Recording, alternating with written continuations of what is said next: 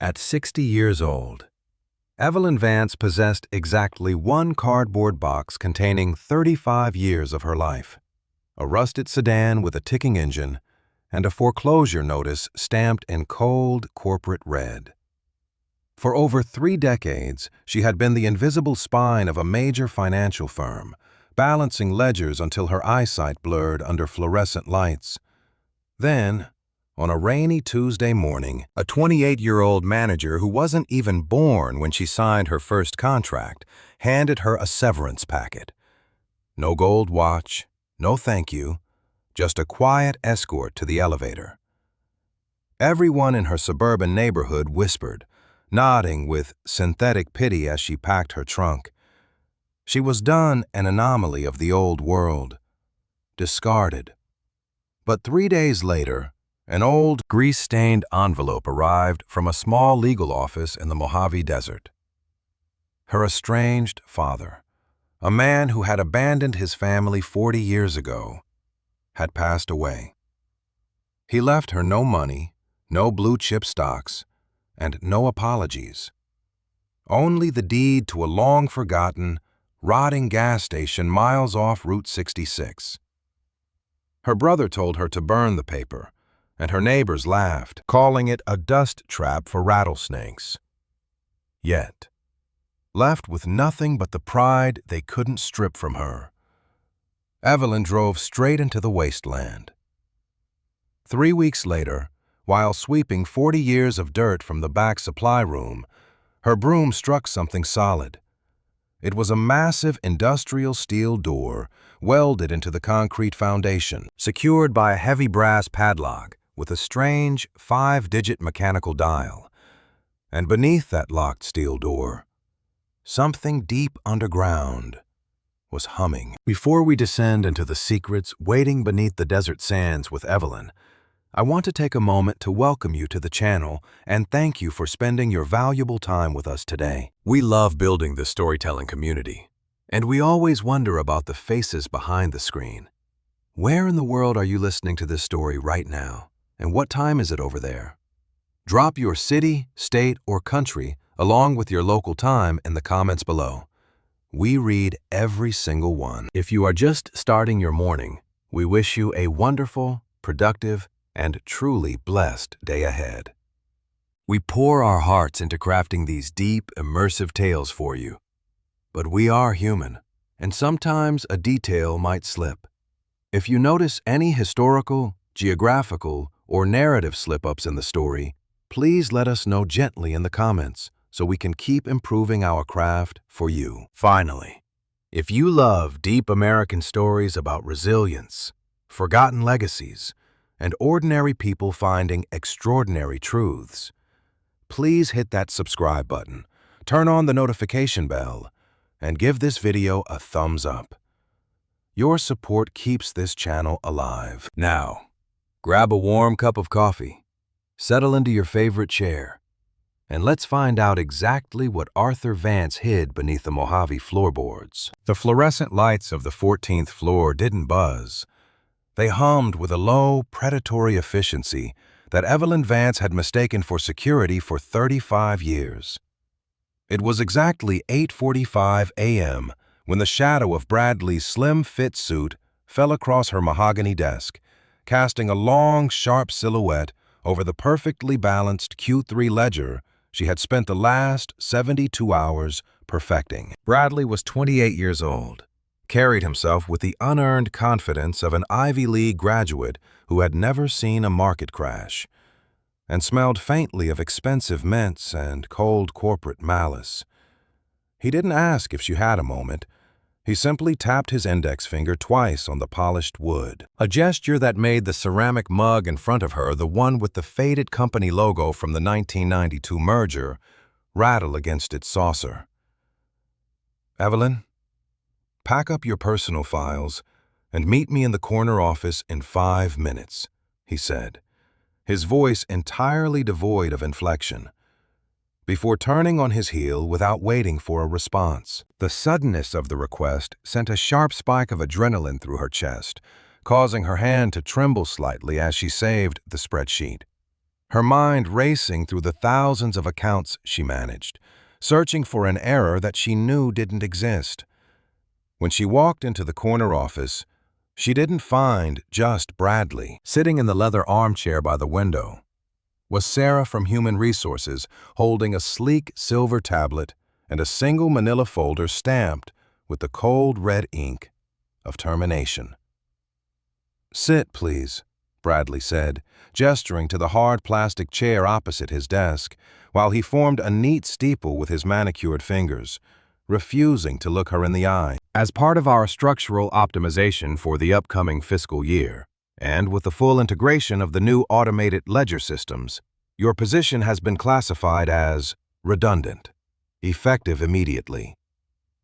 The words hit her like a physical blow, stripping the breath from her lungs.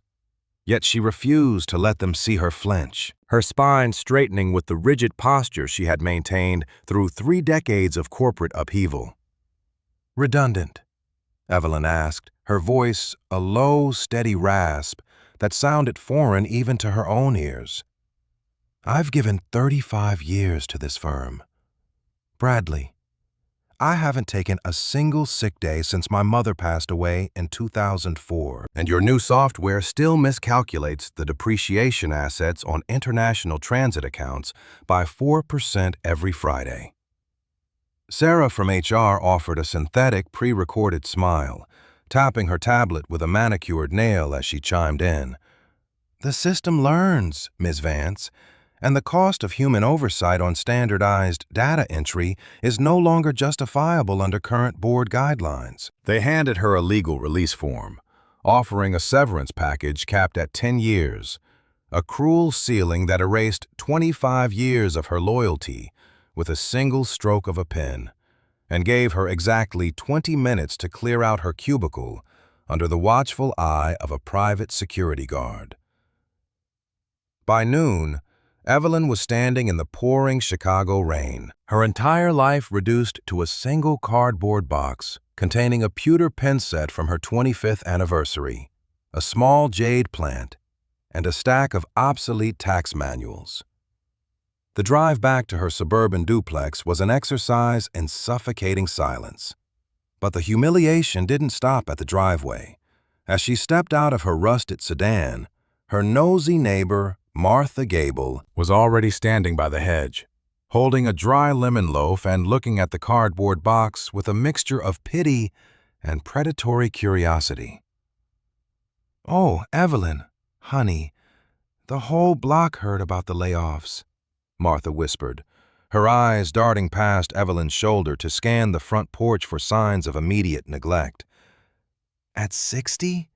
The job market is just a graveyard. My nephew says nobody hires anyone over 45 anymore, so you'll probably have to file for early Social Security and take that massive penalty. But please, whatever you do, don't let the lawn go wild because the neighborhood association is very particular about property values." Evelyn didn't answer. She simply slammed the front door, locking the deadbolt as a wave of incandescent rage washed over her, only to be punctuated by the sharp clatter of the mail slot opening and dropping a thick, grease-stained envelope onto the linoleum floor. The envelope bore no corporate logo. The return address was typed in faded typewriter ink from a legal office in Kingman, Arizona, a place she had never visited and knew no one in. Inside were 3 pages of heavy bond paper and a massive, ancient brass key that felt freezing cold against her palm, despite the summer heat. The letter was a formal notice from an attorney named Thomas Garrity, informing her that her estranged father, Arthur Vance, the man who had walked out on her and her mother 40 years ago with nothing but a note saying the air was too heavy, had died alone in the desert. He had left her no cash, no stocks, and no words of regret. He had left her the sole deed to a long-abandoned property called Dust Bowl Fuel and Service, a derelict gas station miles off Route 66 in the heart of the Mojave Desert. The final clause of the will contained a terrifying ultimatum. She had to personally inspect the premises within 30 days, or the property would permanently revert to the state as abandoned wasteland. Her phone began to ring immediately. It was her brother Richard calling from his luxury home in Scottsdale, his voice crackling with immediate disapproval as soon as she answered. "Evelyn, do not drive out there," Richard warned, his tone sharp and patronizing. "I looked up the county maps. That place is a toxic liability full of leaking underground fuel tanks and scorpions, and if the EPA gets involved, they will fine you into absolute bankruptcy just for owning the dirt. So let the state take it." But Evelyn looked around her quiet kitchen, looked at the foreclosure warning that had arrived the previous week for her mortgage, and realized she had absolutely nothing left to lose. She packed her 2 suitcases, placed the jade plant on the passenger seat of her ticking sedan, and turned her vehicle toward the western horizon, leaving the city behind. The transition from the humid green of Illinois to the cracked, barren caliche of Arizona was a slow unpeeling of her identity. The highway flattening into a shimmering needle that pierced a sky so vast it made her chest ache. Following the lawyer's hand-drawn map, she turned off the main interstate at mile marker 14, driving her sedan down a brutal gravel road that rattled her teeth and kicked up a blinding plume of white dust that completely obscured the rearview mirror. Then, nestled against the base of a jagged black volcanic ridge that looked like an open wound against the blue sky, the gas station appeared. Dust Bowl Fuel and Service was a ghost of the 1950s, built from cinder blocks that had turned the color of dried bone, all topped by a rusted steel canopy that tilted dangerously to the left over 2 glass-topped fuel pumps. The porcelain skin of the pumps was cracked and peeling, and a crooked wooden sign hung from a single wire, creaking rhythmically in the scorching desert wind. Last chance for 40 miles. Evelyn stepped out of the car, the dry, intense heat hitting her like a physical blow, stripping the moisture from her lips instantly as she walked toward the heavy wooden door, which was reinforced with thick iron straps. She inserted the oversized brass key into the lock. It resisted her at first, the tumblers stiff with 40 years of sand, before turning with a heavy, metallic thud that vibrated all the way up her arm. The interior of the station was frozen in time, smelling of ancient pine cleaner, decayed rubber, and the sharp chemical tang of long-evaporated petroleum. Behind the scarred Formica counter sat a mechanical cash register, and on the wall behind it hung a single-framed quote written in her father's blocky draftsman handwriting. "The desert does not lie. It simply removes the things that do not matter." Evelyn wiped her damp brow and grabbed an old, stiff-bristled broom from the corner, needing a physical task to anchor her mind before she succumbed to the sheer isolation of the wasteland. She moved into the windowless back supply room, a suffocating space crammed with wooden crates and heavy industrial tools meant for repairing long-gone commercial trucks.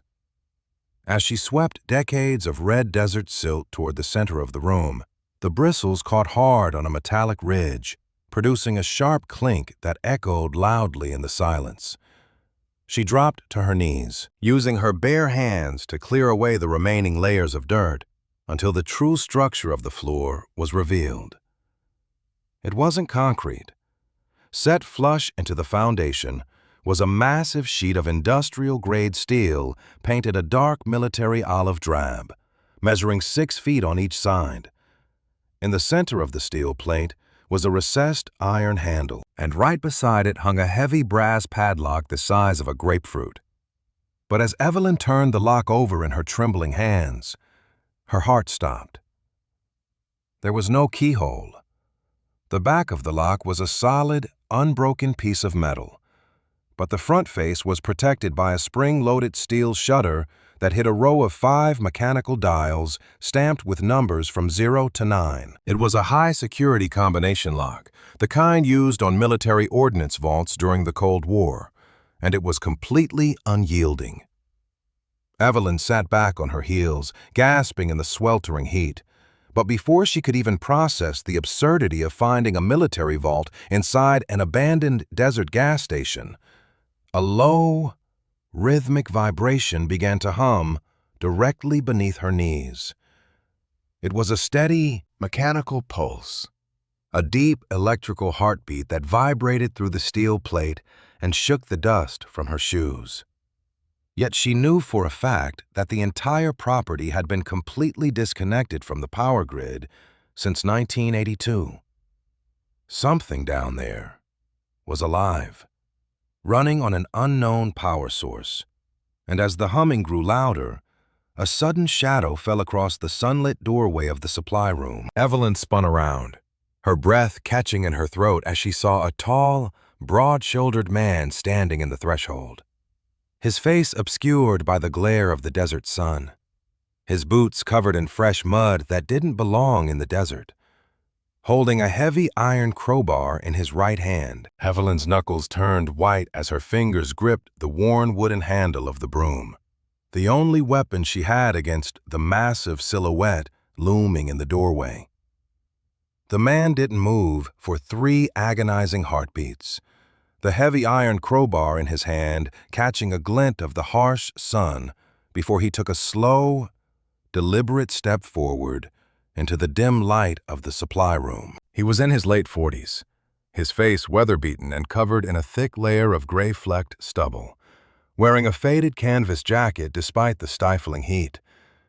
But what caught Evelyn's analytical eye immediately was the fresh, wet red clay coating the rims of his heavy work boots, clay that didn't match the dry, white caliche dust of the surrounding desert. "You shouldn't be here, lady," the man said, his voice a low, gravelly baritone that carried no immediate malice, but rather a deep, exhausted urgency that made the hair on the back of Evelyn's neck stand up. Evelyn forced herself to stand, using the heavy oak workbench to steady her trembling knees as she stared down the intruder, refusing to let the terror show in her eyes. "I own this property," she said, her voice ringing out with the same cold, unyielding authority she had used to shut down rogue traders in corporate boardrooms for 35 years. "My name is Evelyn Vance. My father was Arthur Vance. And you are trespassing in my building, so I suggest you lower that crowbar before I call the county sheriff."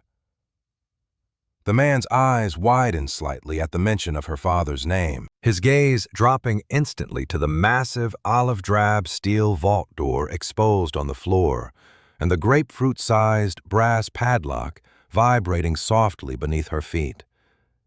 He slowly lowered the iron bar, leaning it against a stack of dry-rotted tires before wiping his sweaty forehead with a grease-stained bandana. "Sheriff won't come out here. Miss Vance not for another 2 hours at least, and certainly not for anyone named Vance," he said, taking off his battered cap to reveal a deeply lined forehead. "My name is Silas Vance. Well, Silas Thorne, legally. But your father was the man who raised me after my own folks broke down on Route 66 in the winter of '76. He didn't tell me he had a daughter left in Chicago, but he told me if anyone ever turned up with the brass key, the clock would start ticking."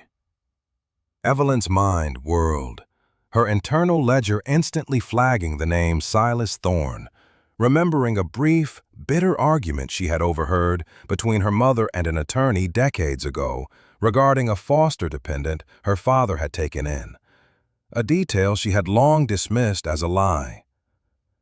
"If you knew my father, then you know what this is," Evelyn said, pointing a rigid finger at the humming steel plate. "Why is there a military-grade vault in the floor of a derelict service station? And why is it vibrating when the main power grid was cut 44 years ago?" Silas stepped closer, his boots leaving damp, reddish tracks in the silt as he knelt beside the lock, his fingers gently tracing the 5 mechanical dials without touching the spring-loaded shutter. Arthur didn't build this to keep people out, Ms. Vance. He built it to keep something safe. But right now, we have a much bigger problem than the lock. Before Evelyn could demand an explanation, the loud, grinding roar of a high-end diesel engine shattered the desert silence outside, followed by the crunch of gravel as a heavy vehicle pulled up directly beneath the tilting steel canopy. Silas instantly stiffened, grabbing his crowbar and pushing Evelyn back into the dark shadow behind the oak workbench just as the front door of the gas station was kicked open with a violent, splintering crash. "Evelyn, I know you're in here." A voice boomed through the building. A voice that made Evelyn's stomach drop instantly, because it belonged to her brother, Richard. But as she peeked around the edge of the workbench, she saw Richard wasn't alone. He was accompanied by a slick, sharp-featured man in a tailored linen suit who looked entirely out of place in the Mojave, holding a clipboard and a digital surveying device. The man in the suit was Gerald Kellner, the heir to Kellner Development, a ruthless corporate land grabber whose family had been systematically buying up distressed properties across Mojave County for a pennies on the dollar to build an exclusive eco-resort for wealthy Californians. Richard marched into the supply room, his expensive leather loafers ruined by the dust, his face flushed with anger as he spotted his sister. "Thank God you haven't done anything stupid yet, Evelyn," Richard snapped, completely ignoring Silas as if he were nothing more than a piece of broken furniture. "This is Mr. Kellner. His company has just filed a blanket environmental lien against this entire parcel due to the catastrophic leakage risk of the old underground fuel tanks, and the county is preparing to issue a seizure warrant by tomorrow morning." Gerald Kellner stepped forward, offering a smooth, predatory smile that reminded Evelyn vividly of Bradley back at Miller Financial, his eyes darting hungrily across the room before resting on the edge of the steel plate that Evelyn hadn't fully cleared of dust. "It's a tragic situation, Ms. Vance," Kellner said, his voice dripping with synthetic sympathy as he tapped his clipboard. "The EPA fines for an active petroleum plume in this water table exceed $600,000, which would immediately trigger a total liquidation of all your personal assets, including your home in Chicago. But out of respect for your brother's professional standing, my firm is willing to buy the deed from you right now for $10,000 cash, assuming liability for the cleanup." Evelyn looked from Kellner's predatory smile to Richard's shifty, evasive eyes, her 35 years of forensic accounting experience instantly detecting the massive, gaping discrepancy in their story. If the property was truly a worthless, toxic liability that would bankrupt anyone who owned it, a billionaire developer wouldn't drive a luxury SUV 4 miles down a brutal dirt road in 105-degree heat just to offer a penniless 60-year-old woman $10,000 in cash out of the goodness of his heart. They were terrified of what she owned, and they needed her to sign it away before she discovered why. "The deed stays with me, Mr. Kellner," Evelyn said, her voice dropping into a dangerous, icy register that made Richard shift his weight uncomfortably.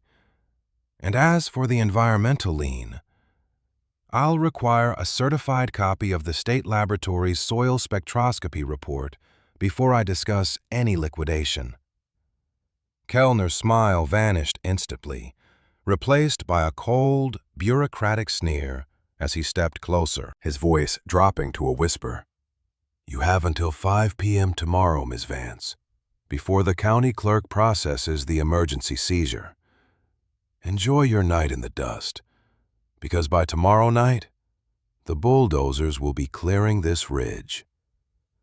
As Kellner and Richard turned and walked out, the diesel engine roaring to life and leaving a fresh cloud of exhaust in the air, Evelyn turned to Silas, her jaw set with an iron resolve. "They aren't looking for a gas station, Silas," she said, looking down at the humming vault. "What did my father hide under this floor that a billionaire is willing to fabricate an environmental crisis to destroy?" Silas looked at her, a grim, respectful nod passing over his weathered features as he reached into his canvas jacket and pulled out a small, leather-bound pocket ledger covered in her father's unmistakable handwriting. "Arthur knew they would come for it eventually," Silas said softly. "The combination to this door isn't a random set of numbers, Evelyn. It's the final balance sheet of a debt this town has been trying to bury since 1982. And you're the only person alive who knows how to read it." Evelyn took the leather-bound ledger from Silas, the worn cowhide scraping against her dry palms as the heavy brass padlock beneath her feet let out another rhythmic, metallic thrum that seemed to vibrate straight through the soles of her shoes. Silas stood guard by the shattered frame of the supply room door, his eyes scanning the barren desert expanse through the grimy windows while Evelyn sat on the floor, ignoring the red silt coating her slacks as she opened the book. The pages were yellowed, smelling of vinegar and old cedar, covered in her father's rigid, blocky ledger columns that detailed fuel deliveries from 40 years ago. But as her eyes adjusted to the dim light, she realized the numbers were completely fraudulent. As a forensic accountant who had spent 35 years dismantling corporate shell games, she instantly spotted that the math didn't add up. The recorded weight of the diesel trucks leaving Dust Bowl fuel and service was consistently 3,000 pounds heavier than the maximum legal capacity of the tanks listed on the invoices. "Silas, these aren't fuel shipments," Evelyn whispered, her finger tracing a repeated sequence of 5 digits hidden in the cents column of every single transaction from November 1982, $43.25, $91.25, $12.25. Silas turned from the doorway, a grim shadow crossing his face as he knelt beside her, pointing a calloused, grease-stained thumb at a specific entry dated December 3, 1982, the exact day her father had vanished from the Chicago courts. "The county didn't lose its transit contract because of the interstate, Evelyn.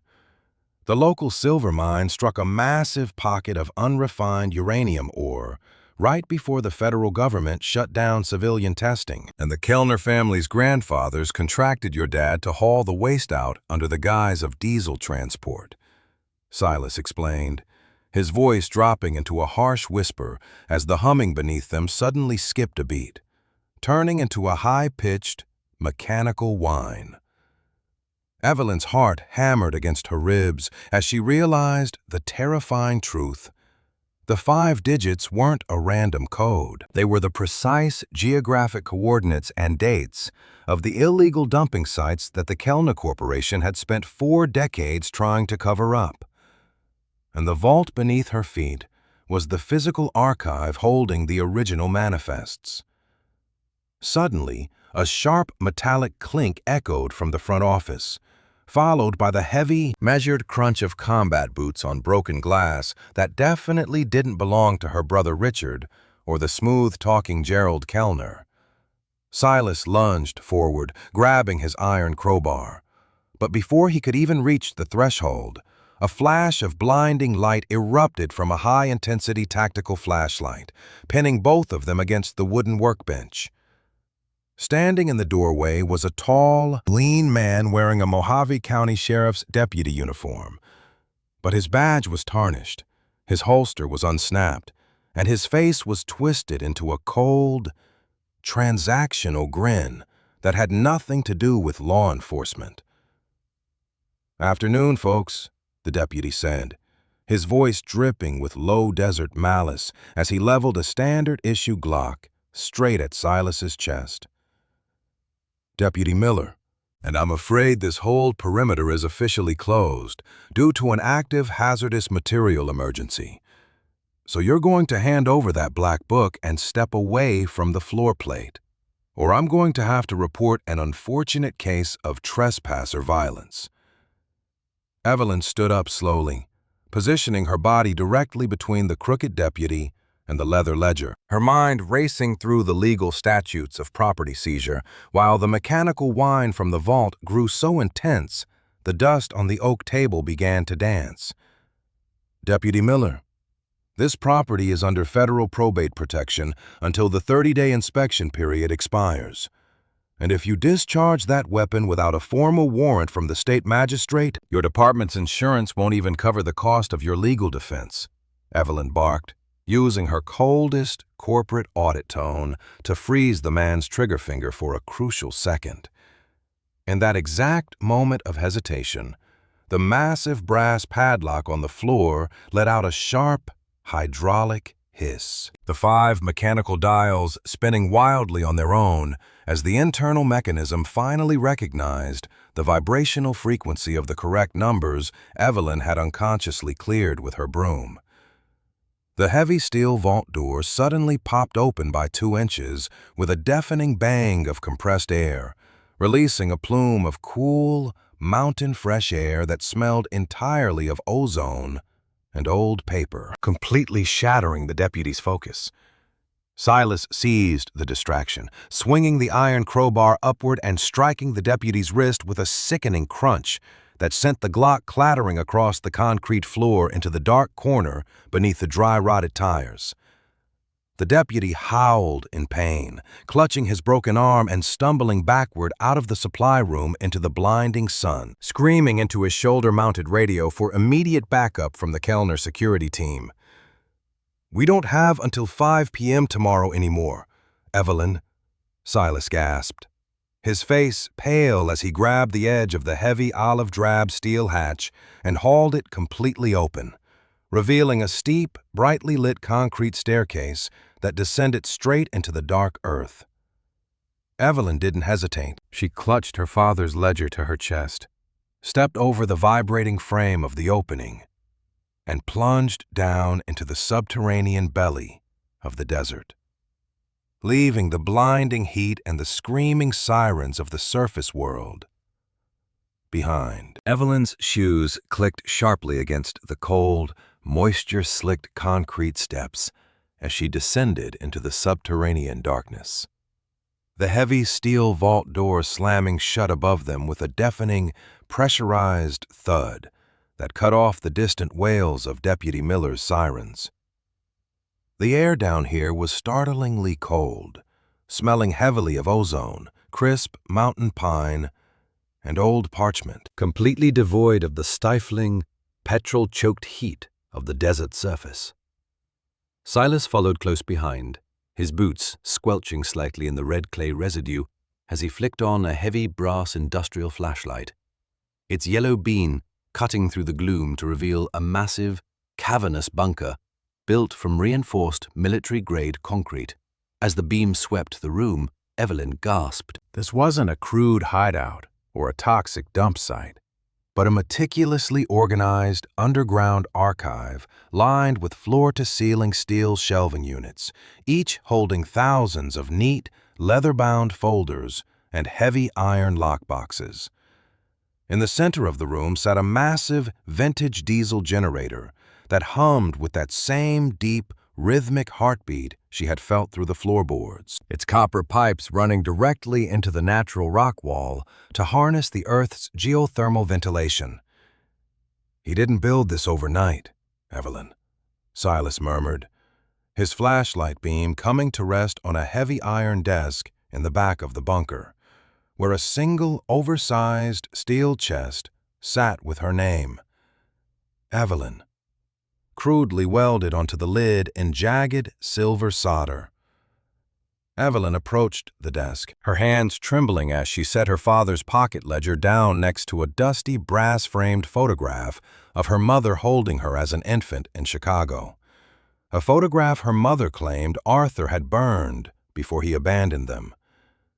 She reached out, her fingers catching on the heavy iron latch of the chest, which popped open with a dry, metallic groan to reveal stacks of handwritten personal journals, architectural blueprints, and hundreds of uncashed cashier's checks made out to families across Mojave County. She picked up the topmost journal, dated winter 1982, and her eyes scanned the elegant, sweeping cursive that contrasted so sharply with the blocky numbers of his corporate ledgers. If Evelyn is reading this, then the Kellners have finally come to burn the surface. The entry began. The ink faded but clear. They think I took the money and ran, but I couldn't let them know the truth. I didn't abandon you, my sweet girl. I became a ghost to keep the Kellner Syndicate from using your life as leverage to buy my silence regarding the 1979 uranium burials. The knot in Evelyn's chest, tight for 48 years, suddenly shattered into a wave of profound, aching validation. Her father hadn't been a deadbeat or a coward. He had been a protector who chose permanent exile in the wasteland to keep his family alive. Suddenly, a sharp electronic beep echoed from the iron desk, followed by a harsh, crackling voice bursting through an old military shortwave radio that was wired into the bunker's external antenna system. "Evelyn, I know you're down there with the stray." Her brother Richard's voice hissed through the static, sounding completely stripped of its usual suburban polish and dripping with a raw, desperate panic. Gerald Kellner just brought in a private demolition crew from Vegas with heavy rotary drills, and they are preparing to pour industrial concrete down the main ventilation shafts to seal that bunker permanently if you don't bring the original manifests up right now. Evelyn lunged for the radio receiver, her fingers gripping the cold plastic as she spoke, her voice cutting through the static with the unyielding fury of a woman who had just found her true lineage.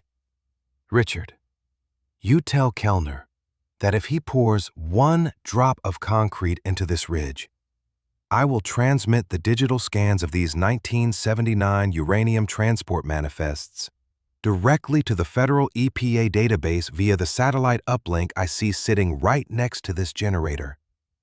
She bluffing seamlessly, her eyes catching a vintage ham radio terminal that she hoped still functioned. But before Richard could reply, a muffled, low-frequency explosion rocked the bunker walls, sending a shower of fine gray dust cascading from the ceiling beams as the steady hum of the geothermal generator suddenly sputtered and died, plunging the entire underground archive into a terrifying, pitch-black silence. The pitch-black silence pressed against Evelyn's eardrums like a physical weight. The absolute dark of the subterranean vault instantly triggering a primal instinct to freeze as the faint scent of scorched copper wiring began to drift from the dead geothermal generator. Silas didn't panic.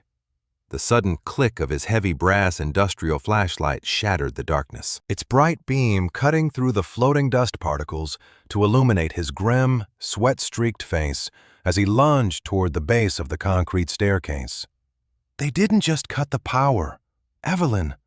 That explosion was an industrial blasting cap blowing the external intake valves on the ridge," Silas muttered, his voice echoing hollowly against the reinforced walls as he pointed his light toward a structural pillar where a thin, spiderweb crack was slowly weeping red desert groundwater. Evelyn clutched her father's journal tightly against her ribs, her analytical mind immediately calculating the oxygen depletion rate for a sealed 600-square-foot concrete vault, her breathing shallow but controlled as she stepped closer to the iron desk. Suddenly, a dull metallic grinding sound vibrated through the ceiling, followed by the sharp, rhythmic clink, clink, clink of a heavy-duty rotary diamond core drill biting into the upper steel hatch 50 feet above their heads. Gerald Kellner wasn't waiting for her to come up. He was actively bypassing the combination lock by drilling straight through the heavy hinge pins of the olive-drab steel plate, intending to drop the massive door into the shaft and seal them beneath 2 tons of quick-setting commercial concrete. "Silas, the radio is dead.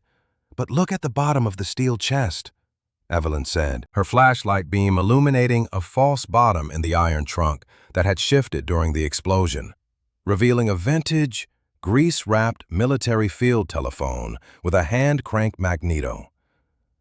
Silas dropped his crowbar, his rough hands tearing away the oilcloth wrapper to reveal the heavy black Bakelite receiver of a 1970s Army field set, its twin copper wires running directly into a rusted conduit labeled Emergency Bypass, Kingman Exchange. Evelyn grabbed the crank, spinning it violently 3 times until the internal magneto let out a sharp, high-pitched whine, her heart hammering against her ribs as she pressed the receiver to her ear, praying that her father's secret infrastructure had survived 40 years of neglect. Through a wall of thick oceanic static, the faint, tinny sound of a ringing phone answered her, followed by a startled, gravelly voice that sounded like it had been pulled from a grave. "Dust Bowl Outpost, state your code." Evelyn didn't know the code, but she knew the math that governed her father's life, her voice cutting through the static with absolute clarity. "This is Evelyn Vance, Arthur's daughter. The Kellners are drilling through the upper hatch at the Ridge Station, and they are bringing in a concrete crew to bury the 1979 manifests." A sharp intake of breath rattled through the receiver, followed by the heavy clatter of a desk chair flipping over on the other end of the line as the old voice barked, "Hold the stairs, kid." The old guard still draws breath in Mojave County. Before Evelyn could ask who was on the line, the drilling above suddenly stopped with a violent, screeching snap of shattered metal as the diamond bit drill apparently struck a hardened tungsten reinforcement plate hidden within the hatch's core. A muffled scream of outrage from Gerald Kellner drifted down the shaft, followed immediately by the loud, thudding sound of heavy combat boots descending the concrete steps as Deputy Miller, his broken wrist crudely wrapped in a bloody shop towel, kicked the lower vault latch open, a second tactical flashlight in his left hand and a heavy iron tire iron raised to strike. Deputy Miller lunged into the subterranean archive, the beams of his tactical flashlight slicing through the dust like twin blades as he swung the heavy iron tire iron directly at Silas's head with a desperate, animalistic grunt. Silas, caught off guard by the speed of the attack, managed to raise his iron crowbar just in time, the 2 metal bars colliding with a deafening, bone-shattering clang that sent a shower of bright orange sparks into the dark vault. The impact rattled Evelyn's teeth, but her corporate-honed reflexes didn't allow her to freeze. She grabbed a heavy leather-bound folder from the top of the desk and hurled it straight into Miller's face, the sharp corners catching his good eye and causing him to stumble back into a shelf of metal lockboxes with a loud clatter. "Get the chest, Evelyn. Move," Silas roared, his muscles straining as he pinned Miller's good arm against the concrete structural column, the deputy kicking wildly and screaming obscenities into his shoulder radio.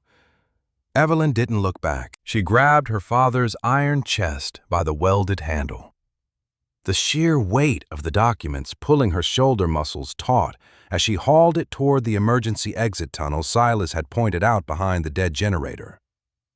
Suddenly, the heavy steel hatch above them groaned, followed by the loud, grinding hum of a heavy bulldozer engine starting up on the desert surface. Gerald Kellner was done playing games with drills, and he was using a 10-ton earth mover to push the entire concrete canopy down into the hole to bury them alive. The ceiling began to rain chunks of caliche and cracked concrete, one heavy stone striking Evelyn's shoulder and causing her to drop the iron chest, its lid popping open to spill hundreds of original 1979 manifests onto the dust-covered floor. As she scrambled on her hands and knees to gather the papers, her eyes caught a document she hadn't seen before. A personal bank draft from 1982 for $200,000 made out to her brother Richard's childhood trust fund, signed by Gerald Kellner's grandfather. The room seemed to tilt. Richard hadn't come here to save her or to settle an environmental lien. He had been on the Kellner payroll since he was a teenager, selling out their father's legacy 40 years ago to fund his luxury lifestyle in Scottsdale. "Richard," Evelyn gasped, the betrayal cutting deeper than any corporate layoff as she stuffed the stained document into her coat pocket, just as Miller broke free from Silas's grip, raising the tire iron for a final, lethal blow against Silas's exposed neck. But before the metal could strike, a violent, earth-shaking tremor rattled the entire bunker, followed by the muffled sound of tearing metal and shattering glass from the surface world, accompanied by a chorus of angry, blasting air horns that definitely didn't belong to Kellner's demolition crew.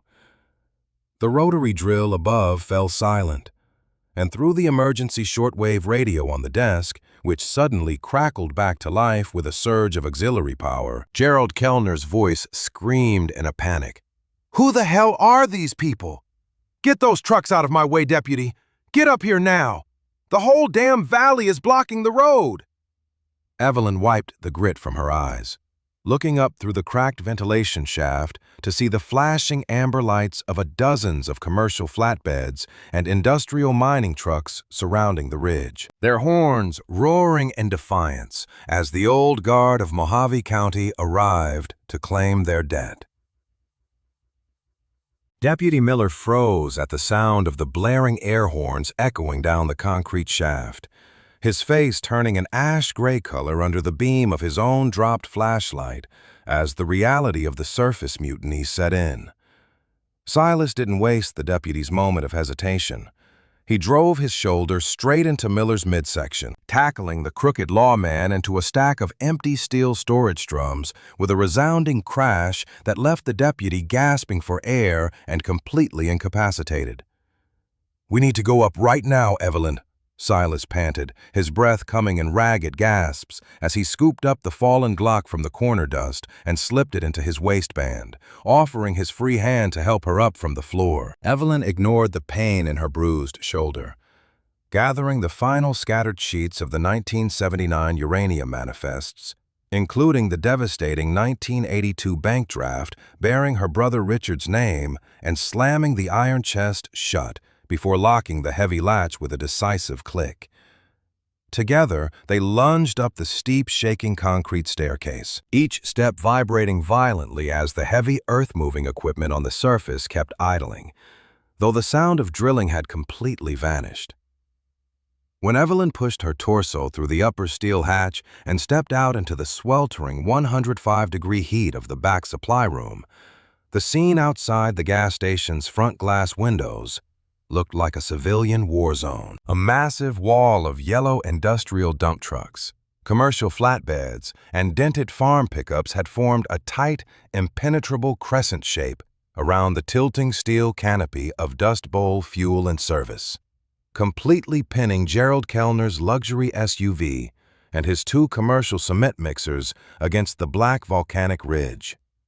Standing at the front of the civilian blockade was a stout, silver-haired woman wearing a faded Mojave County Transit uniform, holding a vintage megaphone in one hand and a heavy iron crescent wrench in the other. Gerald Kellner was standing on the hood of his SUV, his expensive linen suit soaked in sweat and stained with red dust as he waved his clipboard wildly at the crowd, his voice cracking with desperation as he screamed over the roaring diesel engines. "This is a state-sanctioned environmental seizure. You people are obstructing a hazardous cleanup, and every single one of your commercial licenses will be revoked by Monday morning." The silver-haired woman raised her megaphone, her voice booming across the Caliche Flats with a raw, unyielding authority that made the crowd of truckers cheer.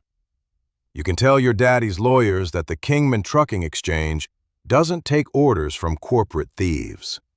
Gerald Arthur Vance kept our families fed during the '82 mining collapse when your grandfather tried to starve us out.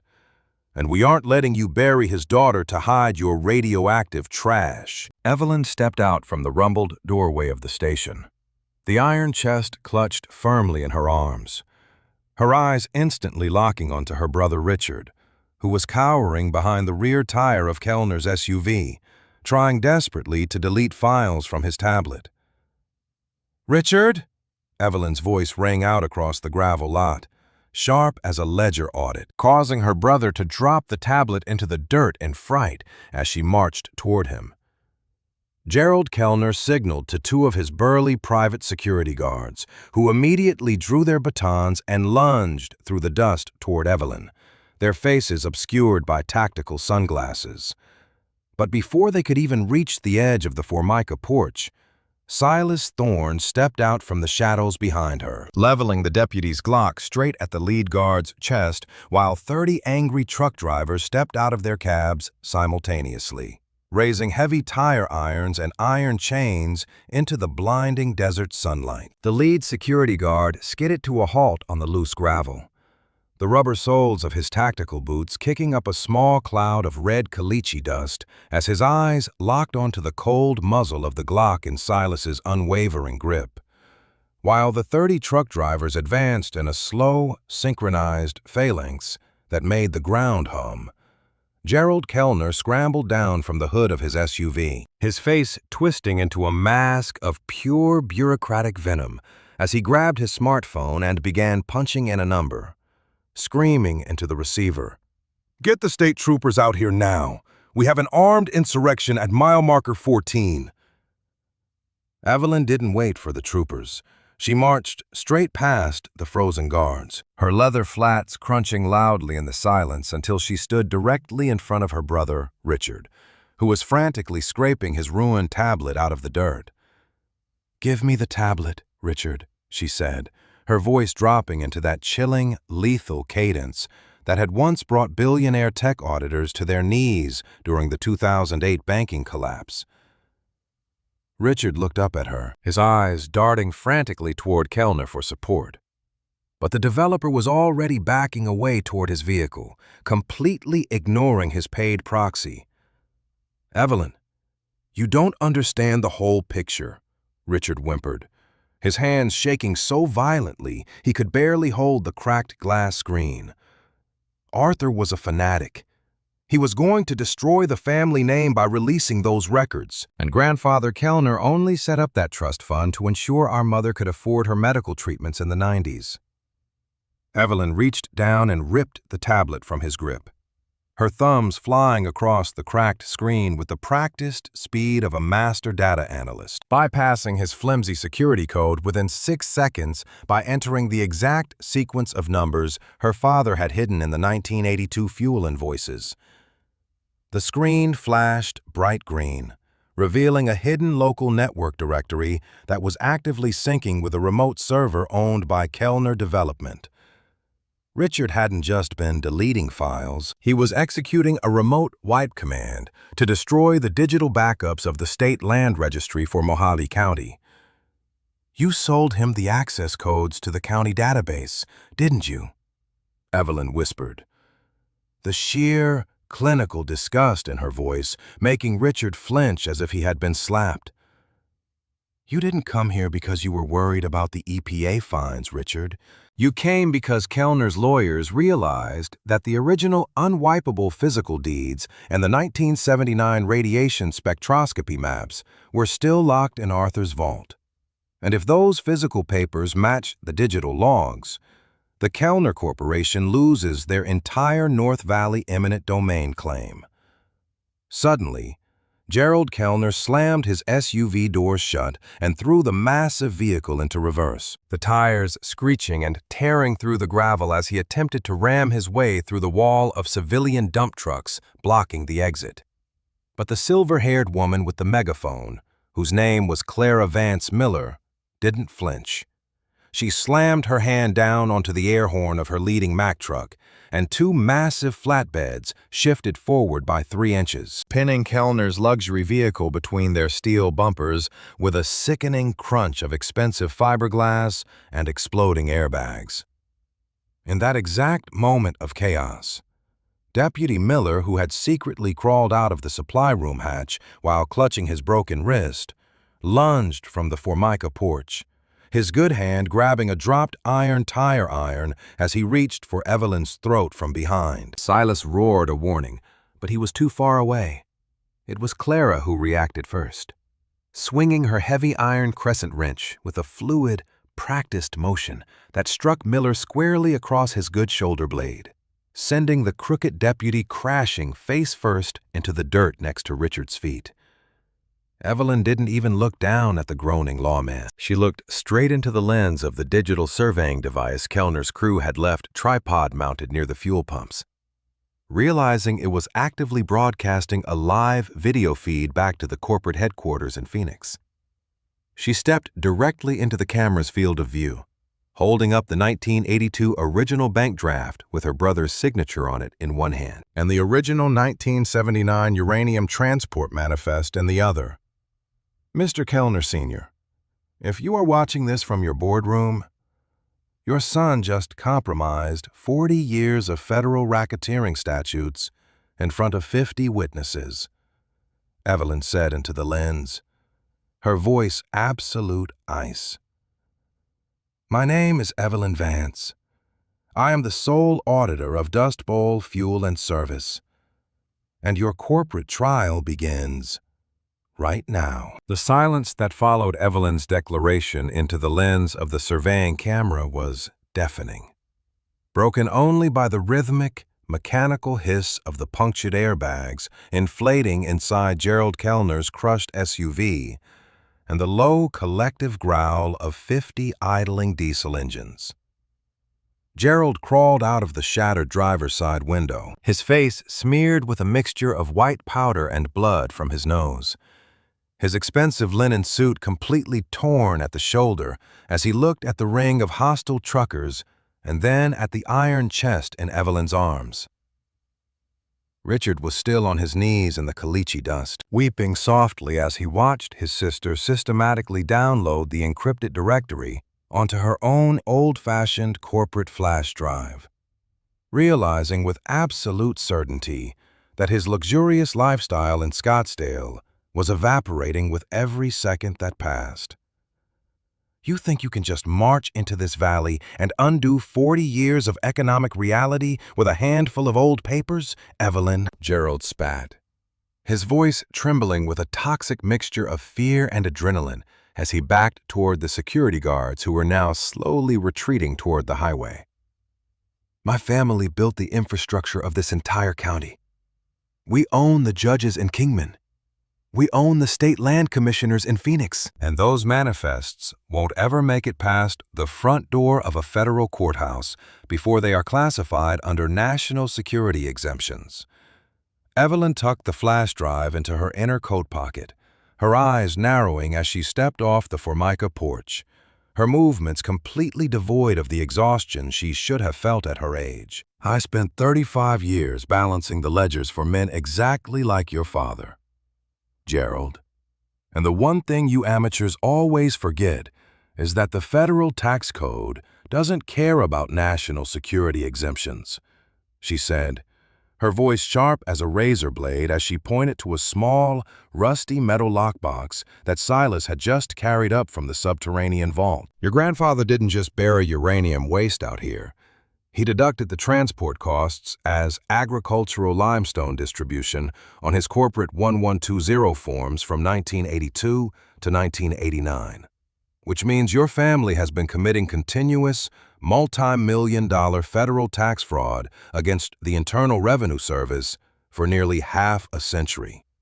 Gerald's face went completely white, the bravado draining from his posture instantly as the true scale of Evelyn's forensic trap became clear.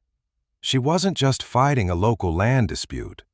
She was executing a full-scale corporate liquidation using the exact tools her former employers had used to destroy their rivals. Suddenly, the distant, rhythmic chopping sound of a heavy helicopter blade began to echo from behind the black volcanic ridge, growing louder and louder until a dark blue Eurocopter bearing the official seal of the Arizona Department of Public Safety cleared the rocky peak, its high-intensity searchlight pinning the entire gas station lot in a blinding white glare. Richard scrambled to his feet, waving his arms frantically toward the descending aircraft, screaming, "Over here! Help us! We are being held hostage by an armed militia!" The helicopter touched down in a massive whirlwind of blinding white caliche dust that forced everyone to shield their eyes, the passenger door sliding open immediately to reveal 3 men in dark federal suits and a silver-haired man in a tailored Western blazer who was instantly recognized by Clara Vance Miller as the regional director of the federal EPA Criminal Investigation Division. Gerald Kellner let out a ragged sigh of relief, stepping forward to greet the officials with an outstretched hand, his voice instantly reverting to his practiced, aristocratic charm. "Director Vance, thank God you're here. These eco-terrorists have occupied my family's property and assaulted a county deputy." But Director Vance didn't look at Gerald. He walked straight past the developer, his eyes scanning the open steel hatch in the supply room floor and the original 1979 radiation spectroscopy maps that Evelyn held firmly against her chest. "Shut your mouth, Gerald," the director snapped, pulling a federal grand jury subpoena from his breast pocket and handing it directly to the stunned developer.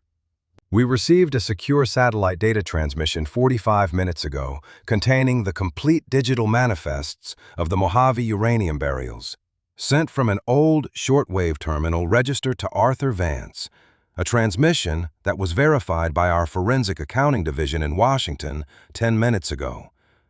Evelyn looked at Silas, a small, knowing smile passing between them, as she realized her father's ancient ham radio terminal hadn't just been an old piece of junk. It had been programmed with an automated emergency broadcast macro that triggered the exact moment the combination lock was bypassed by Gerald's rotary drill. The director turned to Evelyn, his stern face softening into an expression of profound, old-school respect as he looked at the cardboard box from Miller Financial that still sat on the front seat of her rusted sedan. "Ms. Vance, your father spent 30 years trying to get these documents to someone who could read them without being bought off by the Kellner Syndicate," the director said softly, gesturing to the federal agents who were already stepping forward to place handcuffs on both Gerald Kellner and a screaming, desperate Richard. "It seems he finally found the only auditor in the United States who couldn't be intimidated by the numbers." The churning blades of the federal helicopter slowly spun down to a silent halt, the blinding white caliche dust finally settling over the gravel lot of Dust Bowl Fuel and Service as the harsh desert sun began its long, blood-red descent behind the volcanic peaks of the Black Mountains. Evelyn stood unyielding on the worn Formica porch, her arms still firmly cradling the heavy iron chest that contained her father's life work, watching with a calm, clinical detachment as federal agents escorted a pale, trembling Gerald Kellner and a weeping Richard into the rear seats of the transport vehicles. Richard kept his face buried in his hands, completely unable to meet his sister's gaze, knowing that his signature on the 1982 corporate trust fund was the final, unalterable piece of forensic evidence that would strip him of his unearned wealth and lock him away for a very long time. Director Vance stepped up to the porch, his heavy boots crunching softly on the grit before he tipped his hat toward Evelyn and Silas, a faint smile breaking through his professional demeanor as he looked down at the massive open steel hatch in the supply room floor. "The environmental cleanup teams will be out here by dawn, Ms. Vance. But your father's underground vault is officially classified as a historical federal archive under the Antiquities Act, meaning no corporate developer can ever touch this dirt again," the director said, handing her a signed protective covenant before boarding the aircraft. As the federal vehicles roared away toward the main highway, leaving a long trail of dust against the twilight sky, the 30 truck drivers broke out into a thunderous chorus of air horns and cheers, their calloused hands waving from the open windows of their massive rigs as they slowly cleared the perimeter. Clara Vance Miller climbed down from the cab of her leading Mack truck, walking over to Evelyn and placing a heavy, warm hand on her bruised shoulder, her eyes reflecting the deep crimson glow of the Mojave sky. Arthur always said his daughter had a mind like a diamond. Evelyn, he told me before he went into hiding that he left you the hardest ledger in the world because he knew you were the only one strong enough to balance it. Clara said softly, handing her an old, rusted brass keyring that belonged to the station's original 1950s fuel pumps before she turned to join her crew. Evelyn watched the caravan of trucks disappear into the distance, the silence of the desert returning like a long-awaited exhale. The dry air no longer feeling like a suffocating weight, but rather a profound, liberating space that belonged entirely to her. She turned to Silas, who was leaning against the rusted frame of the cash register, his face tired but peaceful as he watched the geothermal generator beneath the floorboards pulse with a steady, rejuvenated heartbeat. "What do we do now, boss?" Silas asked, a rare, genuine grin breaking through his gray-flecked stubble as he pointed to the rows of antique oil cans and the vast, untouched desert expanse that stretched across the horizon. Evelyn walked back to the counter, setting the iron chest down with a solid, definitive thud before pulling her reading glasses from her pocket and opening her father's leather-bound journal to the very last page. "We reopened the station, Silas," Evelyn said, her voice ringing out with an absolute, unshakable authority that belonged to a woman who had finally found her true valuation. "But we aren't selling corporate fuel anymore. We are transforming this outpost into a permanent sanctuary for the invisible people, a legal refuge for every dedicated worker this country tries to discard when their hair turns gray." She reached out, her fingers tracing the blocky draftsman handwriting on the wall, quote, knowing that her 35 years of corporate exile hadn't been a waste of a life, but rather the precise, rigorous training she needed to protect her family's true Desan. The desert did not lie. It had stripped away the artificial titles, the cheap corporate loyalty, and the false security of the 14th floor, leaving Evelyn Vance standing under the vast American stars, no longer a redundant asset, but the fierce, proud keeper of the Mojave Gate. The federal investigation didn't just ripple through Mojave County. It struck the corporate foundations of Phoenix and Scottsdale like a seismic shift. Armed with the physical 1979 uranium transport manifests and the undeniable forensic trail of the 1982 corporate trust fund, the IRS Criminal Investigation Division, alongside the EPA, initiated a full-scale asset forfeiture against Kellner Development.